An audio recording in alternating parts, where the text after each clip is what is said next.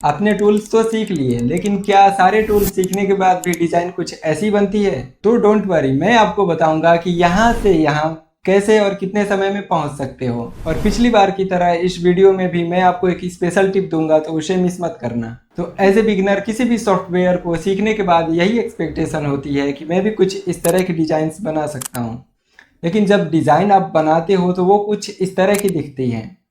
2 बार 3 बार आप और कोशिश करते हो, लेकिन माइंड फ्रस्ट्रेट हो जाता है और डिज़ाइन अच्छी नहीं बनती है और मन में ये आता है कि मैं एक अच्छा डिज़ाइनर नहीं बन पाऊंगा।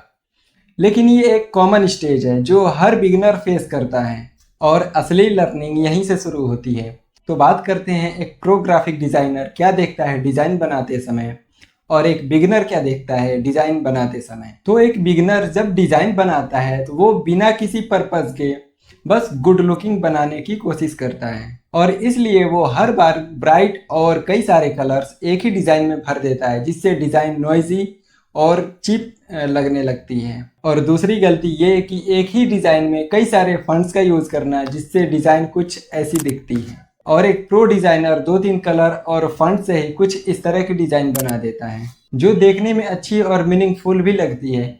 तो इसे ब्रेक डाउन करते हैं और देखते हैं कि इनमें किन किन चीज़ों का ध्यान रखा गया है। तो सबसे पहले आपको कलर साइकोलॉजी सीखनी है, मतलब कौन से रंग से कैसी फीलिंग आती है। जैसे रेड से टेंशन, अलर्ट, डेंजर, ग्रीन से हैप्पीनेस और ब्लू से काम या ट्रस्ट जैसी वाइब आती है। फिर आपको कॉन्ट्रास्ट पे ध्यान देना है, जैसे डिज़ाइन में बैकग्राउंड डार्क और सब्जेक्ट ब्राइट हो, जिससे डिज़ाइन देखते ही ध्यान सीधा सब्जेक्ट पे जाए। फिर टाइपोग्राफी, क्योंकि ये अकेले डिज़ाइन का 50% फील बदल सकती है। तो जब भी आप टेक्स्ट लिखो तो कई सारे फंड्स का यूज़ मत करो, एक ही फंड्स के 2-3 अलग अलग स्टाइल यूज़ करो, वो भी ज़्यादा अलग अलग नहीं, थोड़ा बहुत गैप हो, वो भी कुछ इस तरह से। आपको टेक्स्ट को कुछ इस तरह से रखना है कि वो जल्दी रीडेबल हो और इसी को टेक्स्ट हायरार्की कहते हैं। और फंड्स चूज़ करते समय ये ध्यान रहे कि हर फंड्स के अपने अलग अलग फील होते हैं। और ध्यान देना है कि डिज़ाइन में स्पेस का होना भी ज़रूरी है।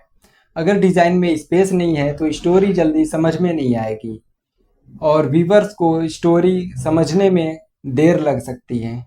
तो आपको कलर साइकोलॉजी, कंट्रास्ट, टाइपोग्राफी और text hierarchy, even visual hierarchy और स्पेसिंग का भी ध्यान रखना है। और लगातार प्रैक्टिस करने से डिज़ाइन में इम्प्रूवमेंट आती है, बस टूल सीख लेने से डिज़ाइनिंग नहीं आती है। और असली ग्रोथ टूल सीखने से नहीं बल्कि टूल सीखने के बाद शुरू होती है।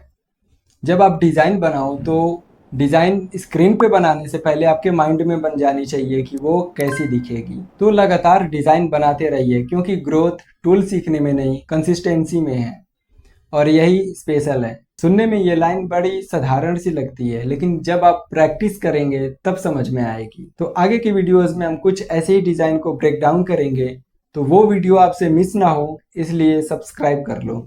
आपको अभी कोई कन्फ्यूजन है तो आप कमेंट करके बता सकते हैं। तो मिलते हैं नेक्स्ट वीडियो में।